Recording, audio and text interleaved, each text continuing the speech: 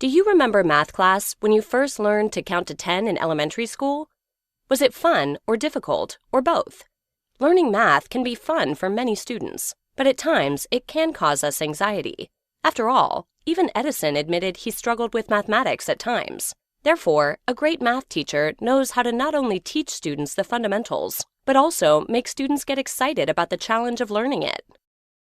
Due to the Common Core standards, elementary school students are now expected to perform more complicated math problems and also grasp the math concepts.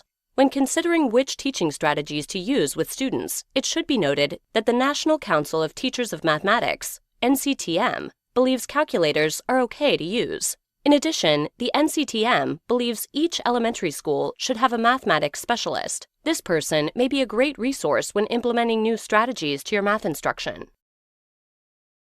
So, which strategy is the best? Well, the truth is, each method has its advantages, both to the educator and to the pupils. Cooperative learning is a common strategy in which students work in groups to complete an assigned project or activity. Each group member must be held accountable for all work that's to be completed. One of the most important points to remember about cooperative learning is that the groups are mixed ability, or heterogeneous. In other words, all levels of abilities are put together in each small group. Also known as explicit instruction, this is an exacting form of teaching that sometimes includes the use of scripted material.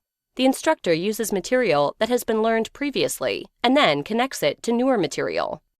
The first step is orientation, in which the educator may stimulate students' brains with pertinent questions. Second, the initial instruction may include sample problems. Third, with teacher-guided practice, the students try to solve problems. Fourth, during independent practice, students work alone.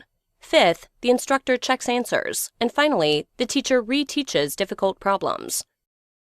In 1945, George Polya presented his respected, famous four-step process for solving problems. This process could be taught to students in math class through the use of direct instruction.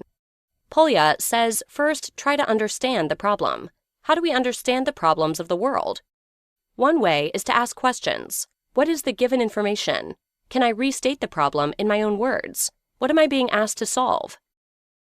Second, devise a plan to solve the problem. Use the old-school method of guessing and checking to see if an answer fits.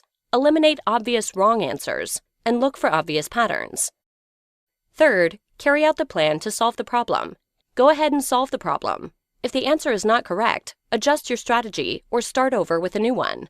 Like Edison and the light bulb, keep on trying.